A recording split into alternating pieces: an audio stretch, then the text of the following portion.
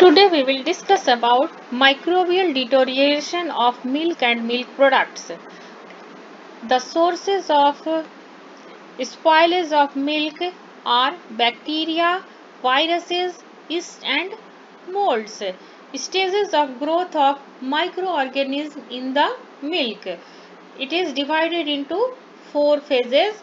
First is the lag phase, second is log phase, third is stationary phase and fourth is the decline phase. In the lag phase, the microbes just try to adjust in the new environment, so their growth and reproduction does not occur in the lag phase, but in the log phase the microbes fully adjusted in the new environment, and in this phase they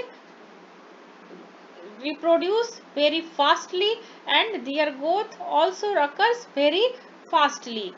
In the stationary phase, the rate of reproduction is equal to the rate of death. So it looks like stationary. So this phase is known as stationary phase. Fourth is the decline phase. In this phase, the nutrient gets decreases and the microbes number get also destroyed due to lack of proper food in the environment. So this phase is known as decline phase. This all phase, when we draw a curve for these four phases, it will looks like S-shaped curve. So stages of growth of microorganism can be represented by S-shaped curve. According to the optimum growth temperature, bacteria can be classified into psychrophilic, mesophilic, thermophilic. Psychrophilic bacteria which can grow at very low temperature, that is at refrigeration temperature or freezing temperature. Mesophilic bacteria that are grows at normal room temperature, and thermophilic bacteria that can grow at higher temperature, mostly above 40 degree Celsius. Effect of microbial growth in milk and milk products. Microbes may cause souring in the milk. Souring may be caused by lactic acid producing bacteria. They convert lactose sugar present in the milk into lactic acid, volatile acids and compounds. Other quality deterioration may be souring and gasiness, means with change in flavor that may be sour.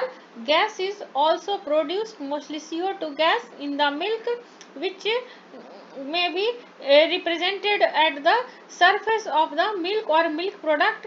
A hole like structure may be present that indicates the gases produced by the bacteria which try to evaporate from the product to the outside.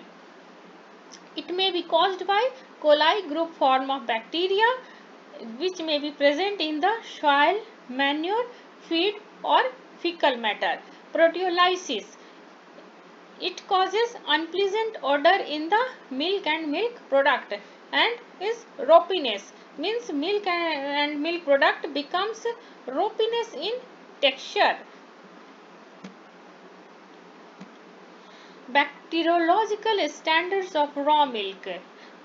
SPC per ml or gram should not exceed 2 lakh, then the milk quality will be very good. If SPC count per ml in the milk should be between 2 lakh to 10 lakh, then the quality of milk will be good. If the SPC count in the milk will be between 10 lakh to 50 lakh per ml, then the quality of milk will be fair. But when the SPC count will be more than 50 lakh per ml of milk, then the quality of milk will be poor and that milk should be rejected, not used for the consumption purpose. SPC in pasteurized milk is less than 30,000 per ml. Clean milk production. The following points should be considered for the clean milk production. Barn area should be clean. Udder of the animal should be properly cleaned with clean and potable water. Soft water mostly used for the cleaning of the udder before milking of the animals. Milker's hand should be clean, means milker should wash his hand properly, mostly with the soap and lukewarm water before milking and handling of the milk. Milkers should healthy, means milkers or milkmen should not suffer with any kind of disease. Either it may contaminate the milk.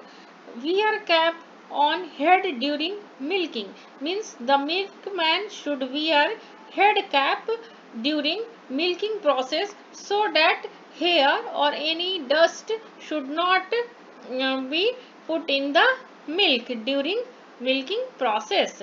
Utensils should be properly cleaned and mostly made up of stainless steel so that it can be cleaned properly and easily. No flies and insects should present in the barn area.